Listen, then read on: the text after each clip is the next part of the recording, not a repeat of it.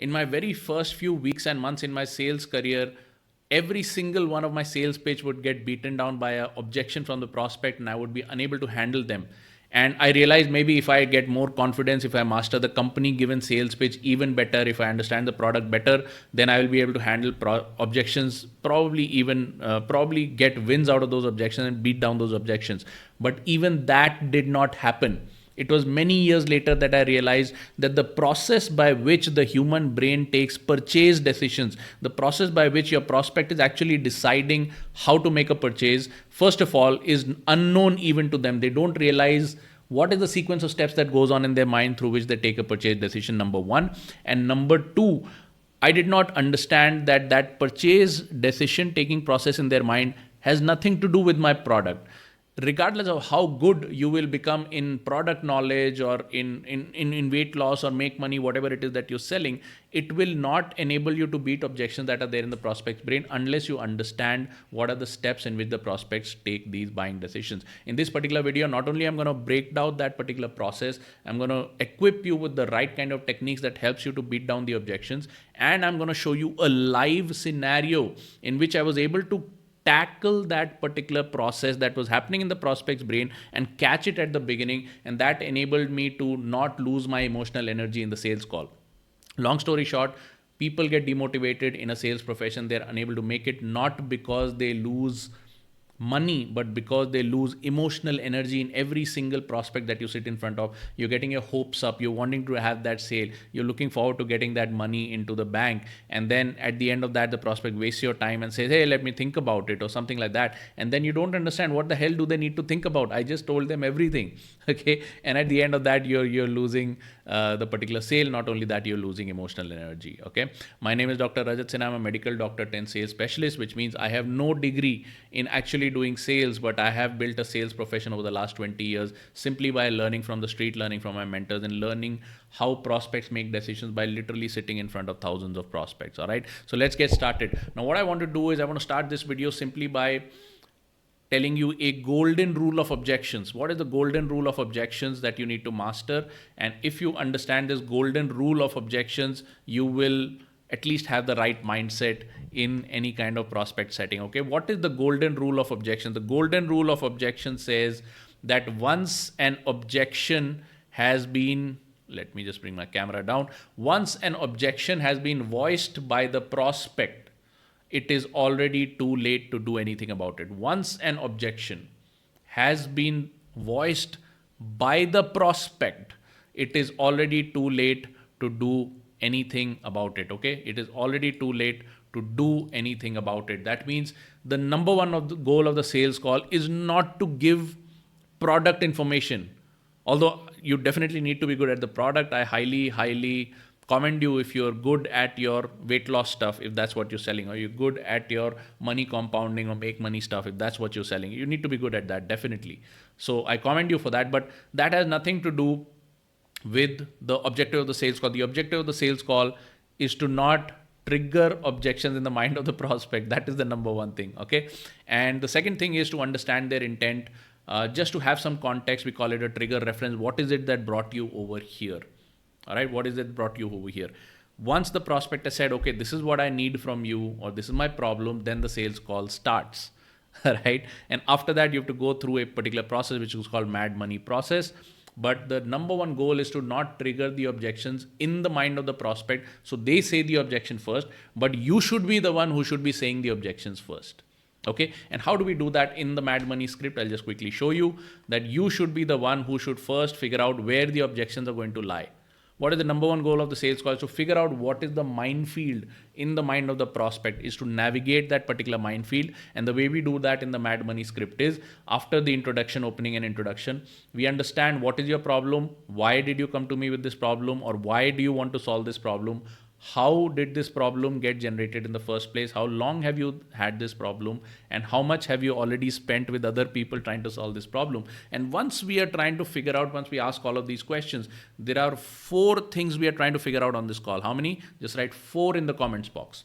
Okay, we're trying to figure out 4 big objections that the prospect may have, and we are going to nail down. So while the prospect is answering, we are doing some parallel thinking and figuring out which in one of these 4 areas is my sale going to get stuck.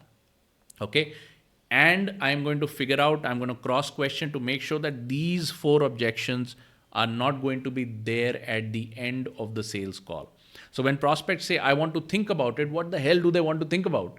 If you call them 1 week later and say, have you thought about it? They'll say, no, I haven't had a chance to think about it, right? So prospects themselves don't know what they're going to think about. They themselves don't know how the hell they make these decisions.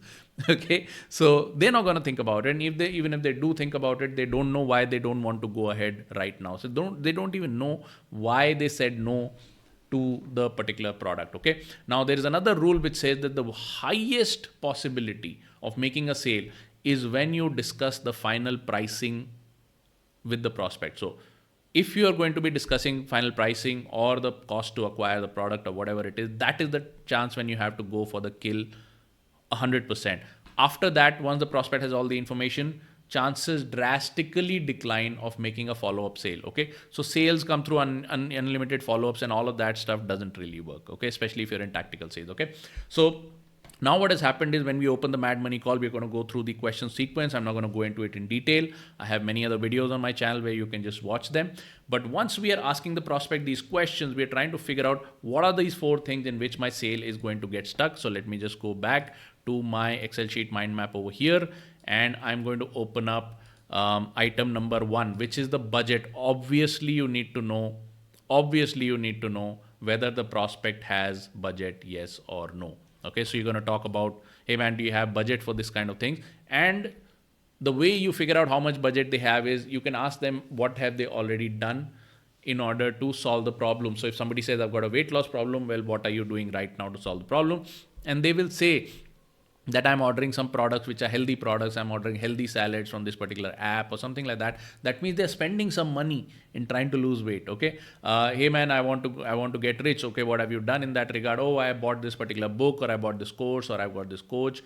Okay, so they're doing something on their journey to get rich. Okay, hey man, lead generation, how are you doing lead generation right now? Well, I got some agency to give me some leads, or I got some person to help me with it. Perfect. So you're spending some money. How do you figure out how much the budget is? By figuring out how much money they've already spent in the marketplace. Okay, so budget. Otherwise you can ask them, what is your budget for these kind of things? Okay, second thing that you want to ask them, or second place where you're going to get stuck, is authority.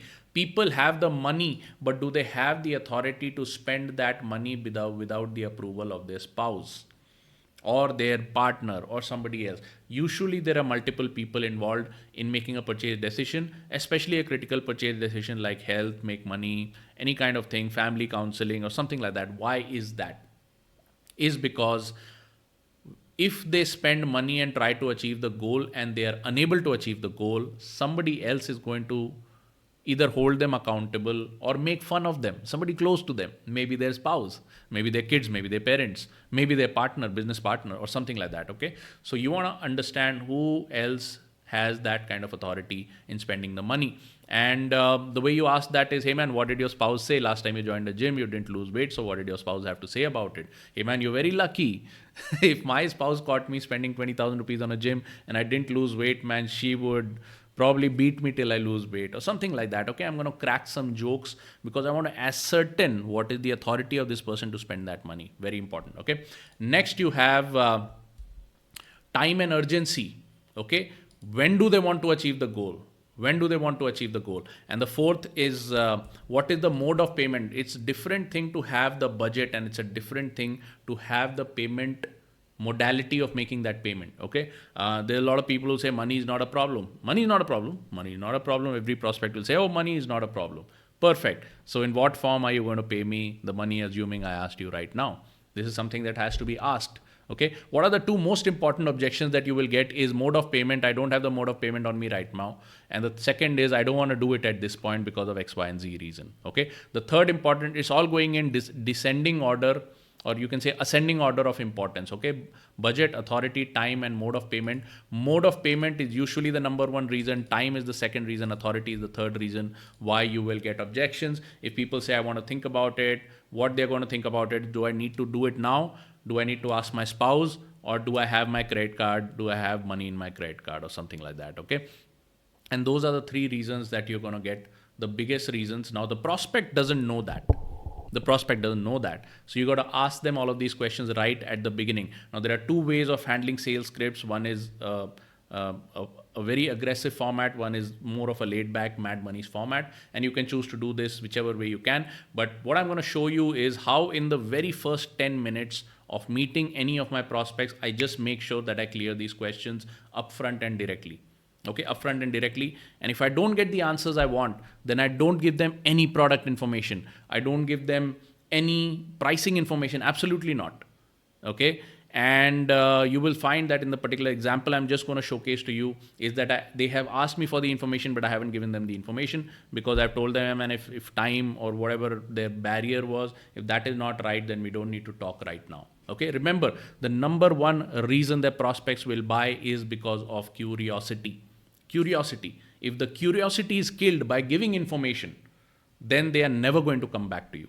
So you need to keep the pressure on, the curiosity pressure on. You need to get the answers that you need. And if the thing matches, then the call proceeds. If the thing doesn't match, then you need to save your emotional energy in the call. Because if you save your emotional energy in the call, this prospect will always come back to you, or you can always reach back to them next week, next month, next year, whatever, and still do business. But if your emotional energy is lost in the call, if your posture is lost in the call, or worse, if the prospect's curiosity is lost in the call, by satisfying that curiosity, then you will never be able to do business with this particular prospect again, regardless of how many follow-ups you do. Okay, so with that, I want to play you this particular video. Let's watch this snippet. I have just cut it to make it short, make it about 3 minutes, and then I'll come back and kind of just debrief it with you. All right, look forward to seeing you on the other side. Bye-bye. So, were you able to watch the entire video before you booked my meeting? Yeah, Because the link shows up, some people don't even bother to watch the video. I've seen the whole thing. I Okay. watched it twice actually. Okay. So basically, by booking this consultation, you've applied for my annual mentorship, and it's in the range of 5 lakh rupees. Yep. Is that something you already know? Okay. Yeah. I've seen the price, and you've got some finance deals as well, right? Like Yeah, all of that. I mean, the cash flow and all we can manage, Yeah. but you are in that looking range. Yeah, but that's not a problem. It's I look at it as a business investment. Okay. But again, I'm looking for value. It's not about the money. I'm looking for the value. Yes. All right. Great, man. Awesome. So, let me ask you if you saw something that would, I'll put together a model for you right now. If Yeah. you saw something that you liked and all the finance and all of that works out, when would you be wanting to get started on generating some leads? And Look, I think after 2 weeks, I'm going to Malaysia. There's a conference. Mhm. So I'm only back by end of September. So if something were to start, it's only by the end of September. End of September. Yeah. Okay. I think it would be better if what we can do is the money that you paid for this consultation is a refundable deposit. I Okay. would recommend you take a refund and come back to me when you're ready. Okay. All right. Yeah. Because see, things online keep changing very fast. Okay. So whatever, if I build a projection for you, it may not hold valid in another 2 months. Plus, in another 2 months, will be very close to Diwali season. If I were to build you an ROI program on how the whole thing would work, it will not hold true by the time you come back in September. So that'll be a different cost per lead will change by that time, because as you enter the Diwali season, we have to compete for ad inventory with big players like Amazon and all who are giving Diwali deals and stuff like that. Right. So I don't think today would be a right time to to kind of for me to build you a plan, because it won't hold valid, and then we'll have to go over the whole activity again once you come back. Yep. No, that's fine. That's perfectly fine. Again, I'm just doing my homework, just Yeah. trying to understand what you have to offer. Yeah. So if when I come back in September, I know what the plan is or what we are actually doing. Yeah. And I know you create funnels, and that's it's basically marketing, and it's through Facebook. I understand Yeah. this. We'll have to build a financial model for you, which we will do after you come back. Right. Okay. All right. So, okay. So that's what you're saying is you're not going to do it right now. Yeah, there's no point. All right, man. How was that? I hope you liked that. this snippet happened within the first 10 minutes of this particular call. And right after asking them, okay, what information do you already have you watched my video, whatever it is, I come straight to the point. You're applying for my mentorship. It's going to cost in the lakhs. I haven't given them an exact price. In fact, during this call, at the end of this call, they asked me, what is the discount going to be? Can you give me an understanding of the price? Hey man, we don't know, right? And it keeps changing from quarter to quarter. But hey man, since your time is not right, I can't give you any more information. If you watched that clipping, you would have realized that there was some pressure in the call. The prospect wants the information, and I'm not going to give them the information because hey, the time is not right. Anything could change. There's no point talking about it right now. Unless they say that the time is right, I have the budget, I'm willing to spend this amount of money. I'm also going to ask them authority, which was not captured in this particular clip, but that's another question I ask. Are you able to spend this money with your spouse not being present, or would you need your spouse on the call? And I will absolutely insist that they bring their spouse on the call. All right. So that's how the Mad Money script works, and that's how objection handling works. And I hope that this particular real life example was of value to you, and I look forward to seeing you in the next video. Let me know in the comments what kind of videos you'd like to watch, and I'll make them for you. Look forward to seeing you in the next one. Bye bye.